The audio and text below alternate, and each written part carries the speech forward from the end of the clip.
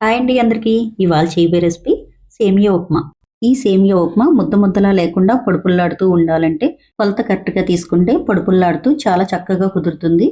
ఒకసారి నేను చేసే విధానం చూడండి. నా వీడియో చూసే ముందు ఒక లైక్ అయితే ఇవ్వండి. ఇంకో కొంతమందికి రీచ్ అవుతుంది. అలాగే ప్రతి వీడియో మీకు రావాలంటే ప్లీజ్ సబ్స్క్రైబ్ కూడా చేయండి. ప్రతి వీడియో మీకు వస్తుంది. ముందుగా అయితే వీడియోలోకి వెళ్ళిపోదామా. సేమియాకైతే ఏదన్నా కొలత పెట్టుకోవాలి. నేనైతే ఒక గ్లాసుడు సేమియా తీసుకున్నాను. సేమియా ఉప్మాకి కావాల్సిన పదార్థాలు ఉల్లిపాయలు, క్యారెట్ ముక్కలు, పచ్చిమిర్చి, కరివేపాకు, జీడిపప్పు, శనగపప్పు, ఆవాలు. ఇప్పుడైతే ఉప్మా చేసేసుకుందామా. ముందుగా స్టవ్ ఆన్ చేసుకుని స్టవ్ మీద ఒక కడాయి పెట్టుకుని తగినంత ఆయిల్ వేసుకోండి. ఆయిల్ కాగాక 2 స్పూన్ల వరకు శనగపప్పు వేసుకోండి. 1 స్పూన్ ఆవాలు, కొద్దిగా జీడిపప్పు వేసుకున్నాక కాసేపు ఫ్రై చేసుకోండి. కాసేపు ఫ్రై చేసుకున్నాం కదా, ఇప్పుడు ఆనియన్స్ వేసుకోండి.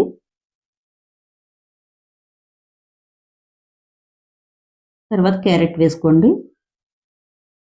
కొద్దిగా కరివేపాకు, పచ్చిమిర్చి కూడా వేసుకున్నాక కాసేపు ఫ్రై చేసుకోండి.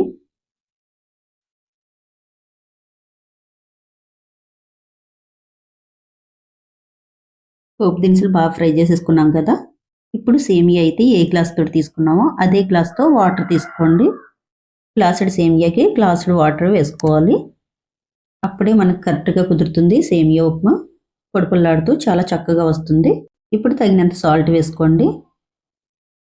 వాటర్ మరిగేటప్పుడు ఒకసారి ఉప్పు చూసుకుని ఉప్పు సరిపోతే మళ్ళీ ఉప్పు వేసుకోండి. ఉప్పు చూసేసుకున్నాక వాటర్ మరుగుతుంది కదా, సేమియా పూస అందులో వేసేసుకోండి.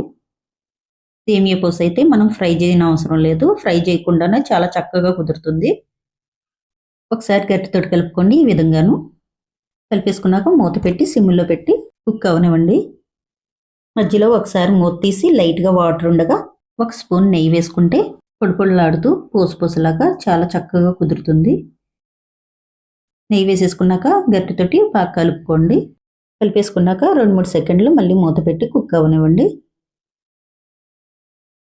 సేమియా ఉప్మా అయితే రెడీ అయిపోయింది. చాలా చక్కగా కుదిరించి చూడండి. ఇలా పూసలాగా ఇలా రావాలంటే నేను చేసినట్టు చేయండి. ఒక్కసారి ఈ కొలత ప్రకారం చేశారంటే చాలా చక్కగా కుదురుతుంది. నా వీడియో కనుక మీకు నచ్చితే ఒకసారి మీరు ఇలా ట్రై చేసి ఎలా ఉందో కామెంట్ బాక్స్లో అయితే కామెంట్ పెట్టండి. అలాగే మీ బంధువులకి, మీ ఫ్రెండ్స్కి షేర్ కూడా చేయండి. నా వీడియో కనుక మీకు నచ్చుంటే సబ్స్క్రైబ్ చేయడం అస్సలు మర్చిపోవద్దు.